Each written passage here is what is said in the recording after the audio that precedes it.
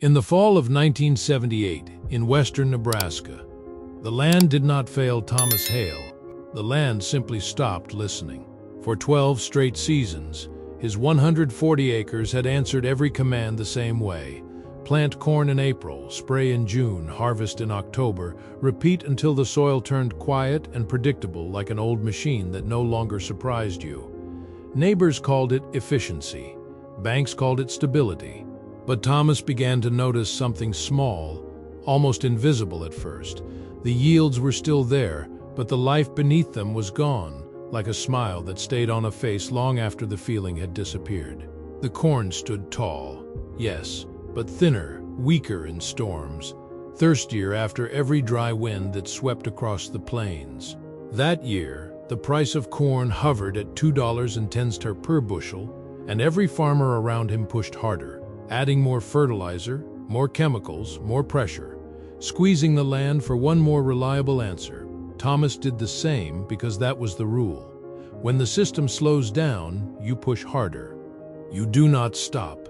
You do not question. You do not let anything go to waste.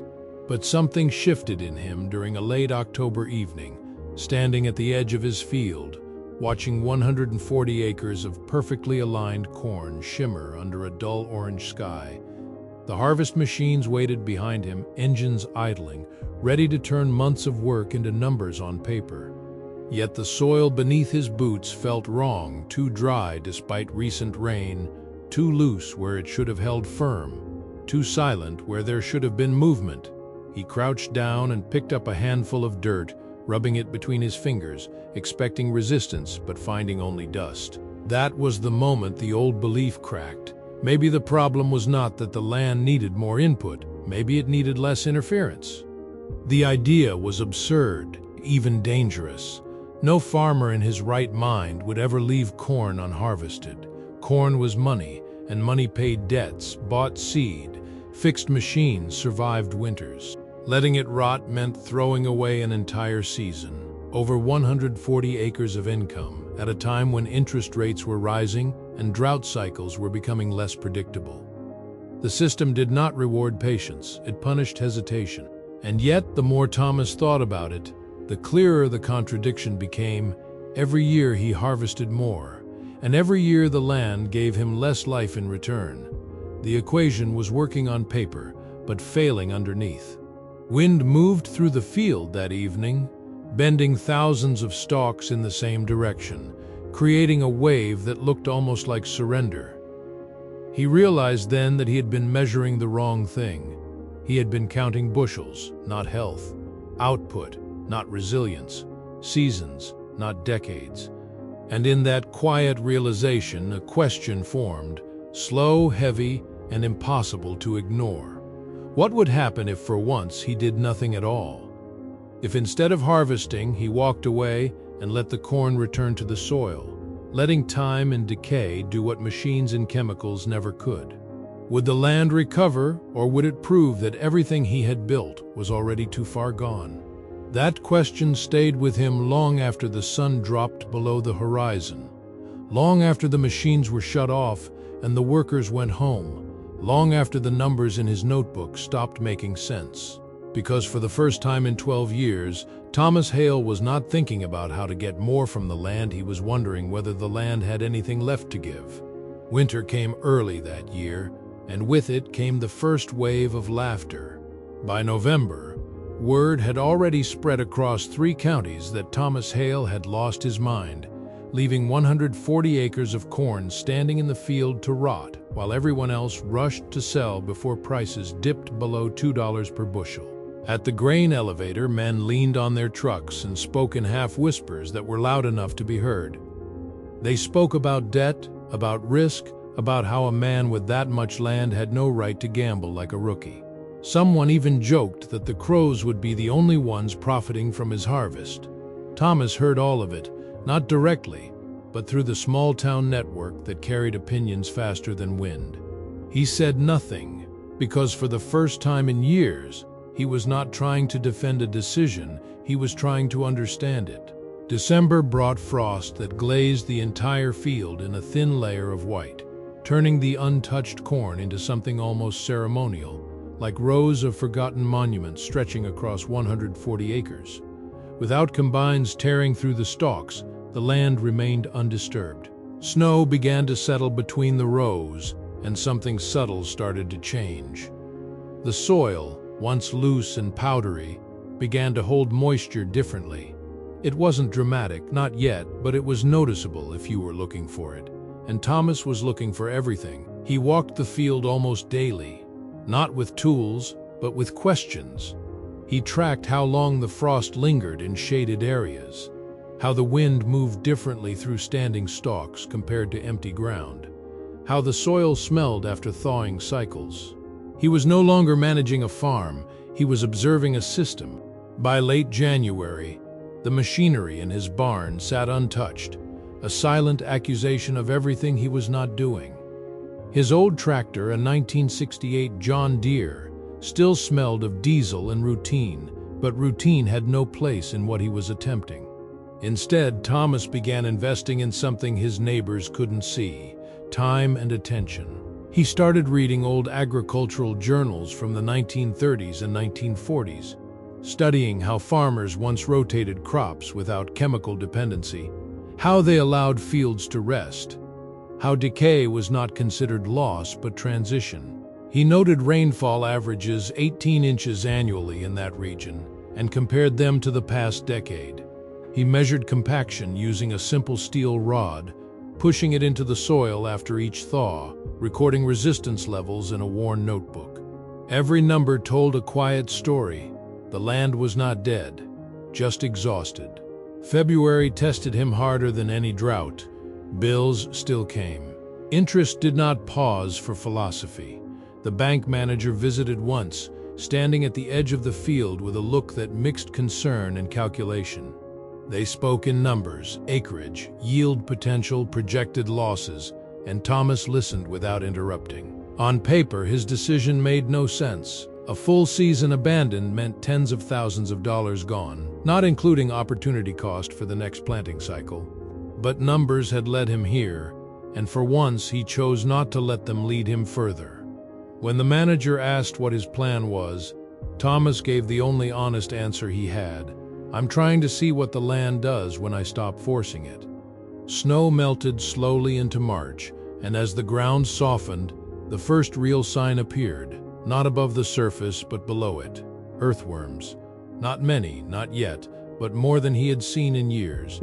He dug gently, counting them in small sections of soil, noting their presence like a scientist, documenting a rare species. It was a small victory, invisible to everyone else. But to Thomas, it meant movement, life returning in a language that didn't show up in yield reports. The corn above continued to decay, stalks bending, kernels softening, feeding the ground in a way no fertilizer ever had. And yet, the doubt never fully left. Each night, as he sat at his kitchen table reviewing his notes, the same question returned, sharper now, heavier with consequence. Was this recovery, or was it just the beginning of a longer collapse that he would not be able to reverse? Because if he was wrong, he would not just lose a season, he would lose everything that depended on it. By the spring of 1979, in western Nebraska, the field no longer looked like a mistake. It looked like a contradiction. While surrounding farms had already been cleared, tilled, and replanted with new rows of corn, Thomas Hale's 140 acres stood in a strange in-between state where last year's decay met this year's uncertainty. The old stalks had collapsed into the soil, forming a rough, uneven layer that most farmers would have considered obstruction. But Thomas saw something else: coverage, protection, a natural barrier against evaporation under a sky that had already begun to show signs of a dry season ahead. Rainfall that year started late, and when it came in short, inconsistent bursts, barely enough to satisfy freshly planted seeds in neighboring fields. Yet on Thomas's land, the moisture lingered longer, held beneath the decaying organic matter like a quiet reserve no one else had access to. He made another decision that spring, one that sounded even more irrational than the first. Instead of plowing the field clean and starting fresh, he chose to plant directly into the residue. No full tilling, no clearing, no resetting the system. Using modified equipment, an adjusted planter attached to his old 1968 John Deere, he carefully inserted seeds between the decomposing remains of last season's corn. It was slower, more tedious, requiring constant adjustment to avoid clogging and uneven spacing. Some rows were imperfect. Some seeds went deeper than intended. But Thomas wasn't chasing perfection anymore. He was testing whether the system could support itself without being rebuilt from scratch every year. Neighbors watched from a distance, their skepticism now mixed with curiosity. The laughter had softened, replaced by a quiet kind of waiting. They wanted to see the result, not because they believed in it, but because failure would confirm everything they already thought. In their fields, tractors moved in straight, efficient lines across clean soil, applying fertilizer at calculated rates, spraying chemicals timed to growth stages, optimizing every acre for predictable output. It was a system built on control. Thomas, on the other hand, was building something he could not fully control, only guide. As May turned into June, the difference became visible. While neighboring fields showed early signs of stress, leaves curling slightly under midday heat, soil cracking in exposed areas, Thomas's field remained uneven but resilient. The plants were not perfectly uniform, but they were stronger at the base, darker in color, less reactive to short dry spells. He began measuring again, this time tracking moisture retention at different depths, comparing it to notes from the previous year. The numbers confirmed what his eyes were already telling him. The soil was holding water longer, feeding the plants more consistently. Machinery still played a role, but differently now. Instead of dominating the process, it assisted it. He reduced fertilizer application by nearly 40% compared to previous years, relying more on the decomposed organic matter already present. He skipped one full pesticide cycle entirely, observing whether natural balance would compensate. It was a risk layered on top of another risk, but each decision followed the same principle. Remove pressure, observe response. Then came July, and with it, the first real test. A heat wave settled over Nebraska, pushing temperatures above 95 degrees Fahrenheit for nearly 2 consecutive weeks. Fields across the county began to show strain. Some farmers increased irrigation where possible, others accepted partial losses as part of the cycle. Thomas had limited irrigation capacity like most in the region, so he watched instead of reacting. Day after day, he walked the rows, checking leaf structure, soil temperature, moisture depth. The difference was no longer subtle. While his plants were not untouched by the heat, they endured it differently. Less collapse, more recovery overnight.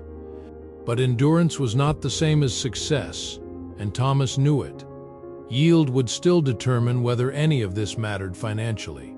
Stronger plants meant nothing if the final harvest numbers could not sustain the farm. And as he stood in the middle of his field one evening, surrounded by growth that looked promising but not guaranteed, the same question returned once again, sharper than before. Had he found a better way to work with the land, or had he simply delayed a failure that would arrive at the worst possible moment? August arrived with a tension that could not be measured in inches of rain or degrees of heat, but in silence, the kind that settles over a farm when everything that could go wrong has already been set in motion, and all that remains is to wait. By now, Thomas Hale had committed fully to a path that could not be reversed within a single season. The 140 acres were no longer an experiment.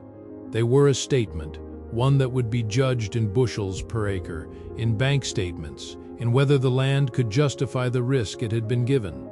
The corn stood uneven but alive, taller in some sections where moisture had been preserved, shorter in others where residue had been thinner.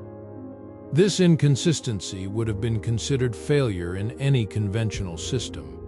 Uniformity was efficiency, and efficiency was profit. But Thomas had begun to see inconsistency differently, not as weakness but as adaptation. Where the soil had been richer, the plants responded more aggressively. Where it had been poorer, growth slowed but did not collapse. It was not a perfect field. It was a responsive one. He increased his observations, now measuring not just moisture and plant color, but root depth.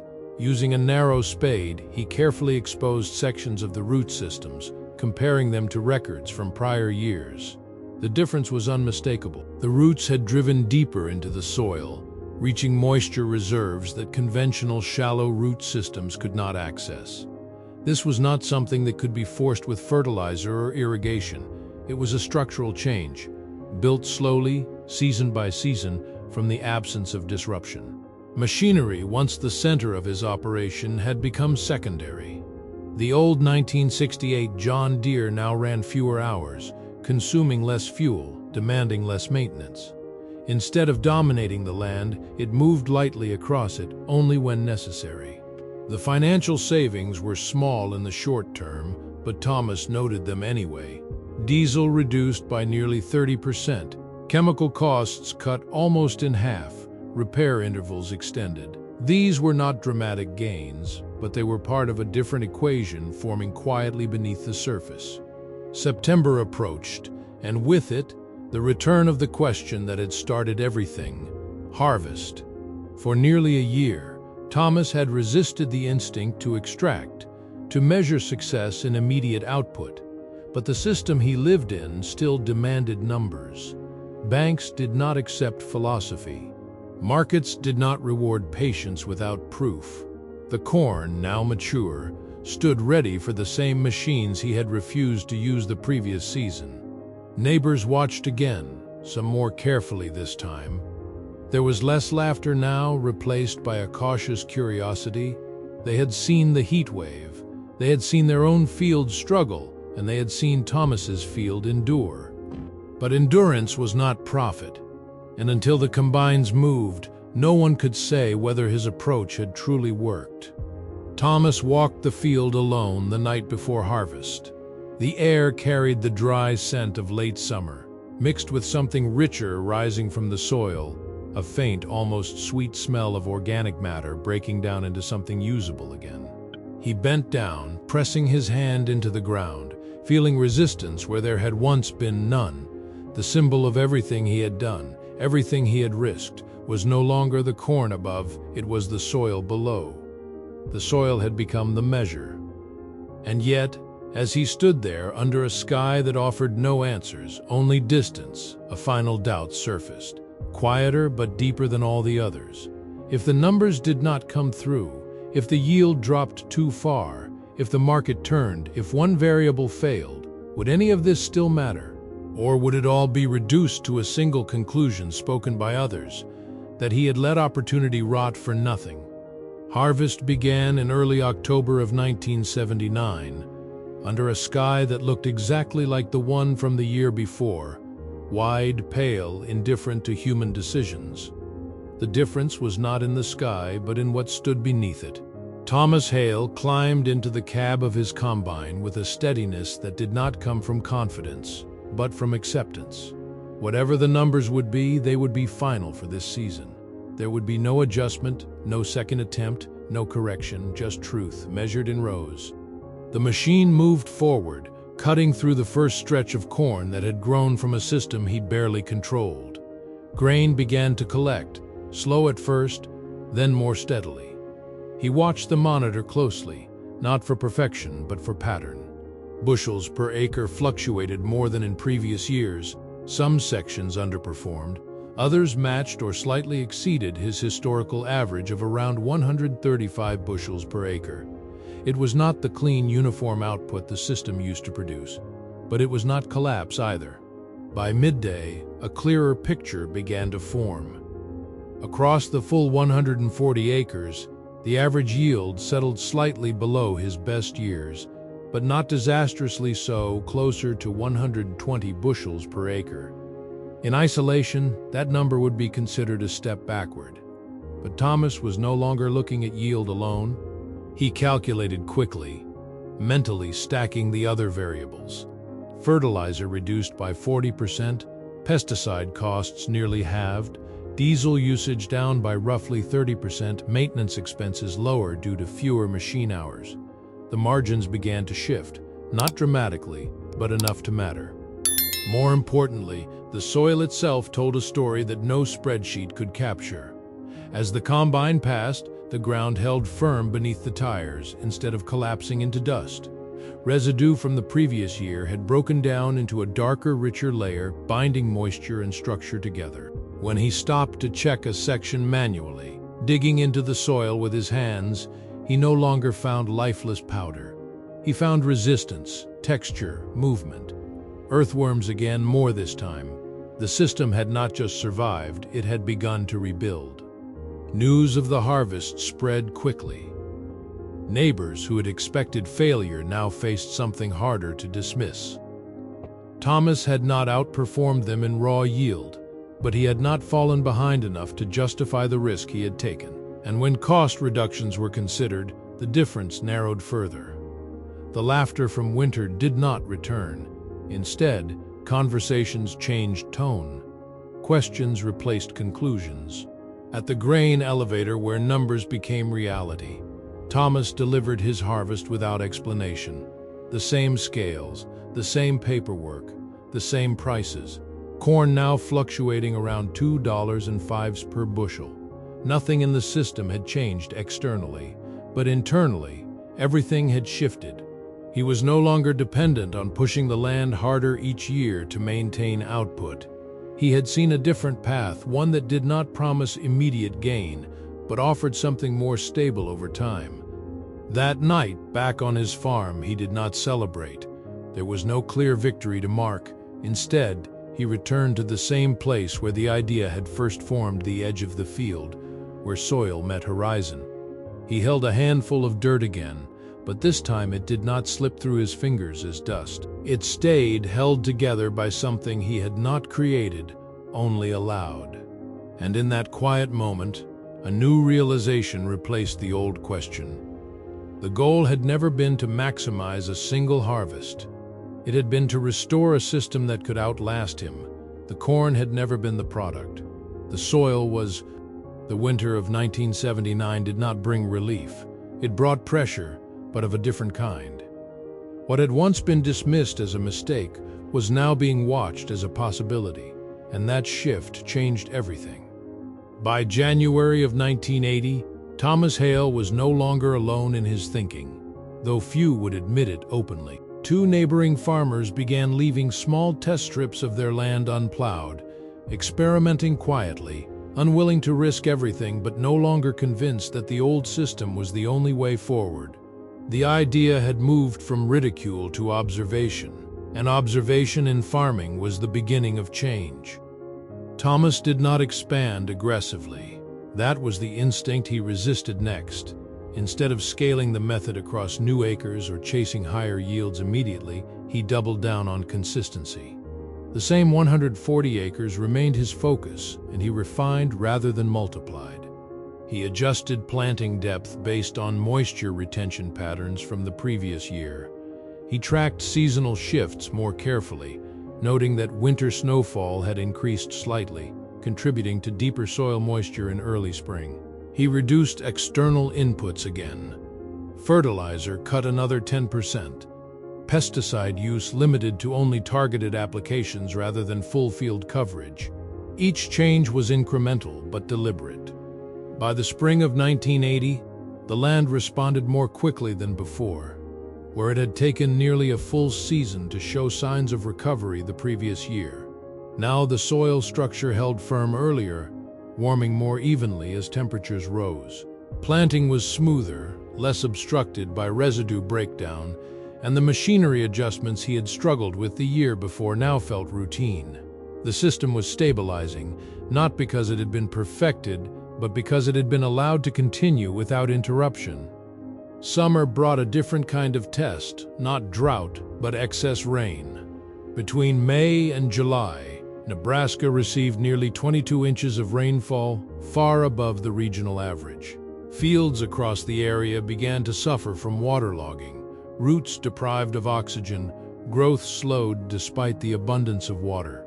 Thomas watched carefully, Knowing that resilience worked both ways, too little water tested one side of the system, too much would test the other. On his land, the response was not perfect, but it was controlled. The improved soil structure allowed excess water to drain more effectively, preventing the kind of prolonged saturation that damaged neighboring crops. The same organic matter that had preserved moisture in drought now acted as a buffer against excess. By harvest in October 1980, the results were no longer uncertain. Yield across the 140 acres rose to approximately 142 bushels per acre, surpassing his historical average for the first time in years. Costs remained lower than his previous conventional system, and the margin widened in a way that could not be ignored. What had begun as a question had become a pattern. What had looked like a risk now resembled a model. But the true reversal did not come from yield alone, it came from attention. Agricultural researchers from a nearby university visited his farm, not to validate him, but to understand what had happened. Soil samples were taken, data recorded, comparisons drawn. The language shifted from anecdote to analysis. Terms like regenerative practices and soil biology began to enter conversations that had once been dominated by yield and price alone. And then, in early 1981, the final piece fell into place not from the field, but from the market. A private agricultural firm specializing in long-term soil investment and organic transition approached Thomas with an offer. They were not buying his corn, they were buying his land. Not because it produced more in a single season, but because it had proven it could sustain production without degradation. After months of negotiation, the number settled at $4.1 million for the 140 acres, a valuation far beyond what conventional farmland in the area commanded at the time. Thomas did not accept immediately. The decision was no longer about money alone. It was about whether to exit a system he had just begun to understand. But the offer represented something larger than a transaction. It was recognition that the value of land was not in what you could take from it in one season, but in what it could continue to give over decades. Standing once again at the edge of his field, the same place where everything had begun, Thomas realized that the corn he had once let rot had not been a loss. It had been an investment, one that returned not in bushels, but in time, resilience, and eventually, in a number that no one in that county could have predicted. The decision, when it finally came in the late spring of 1981, was quieter than anyone expected. There was no announcement, no gathering, no moment designed to be remembered. Thomas Hale signed the papers at a small office in town, the same place where he had once negotiated seed loans and equipment repairs, except this time the numbers were different. $4.1 million for 140 acres of land that just 3 years earlier had been dismissed as declining, overworked, and ordinary. The transaction closed without ceremony, but its meaning traveled far beyond that room. What followed was not an ending, but a shift in scale. Thomas did not leave farming entirely, nor did he disappear into wealth. Instead, he stepped back from ownership and into observation again, working with smaller plots, consulting quietly with those who had once questioned him, now asking different kinds of questions. Farmers who had mocked him in the winter of 1978 now walked his former fields with a different posture, not skeptical but attentive. They no longer asked whether his method worked. They asked how long it would take to work on their own land. The symbol that had followed him through those years, the soil itself, remained unchanged in its role, but transformed in its meaning.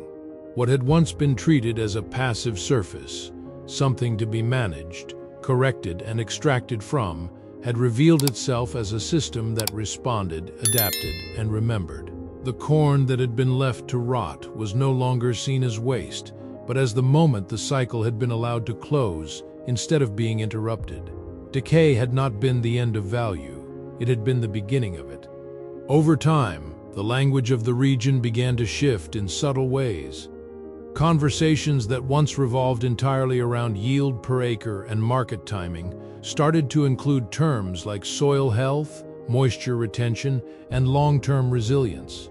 Not everyone changed, and not every farm could afford to. The pressures of debt, market volatility, and generational expectations remained.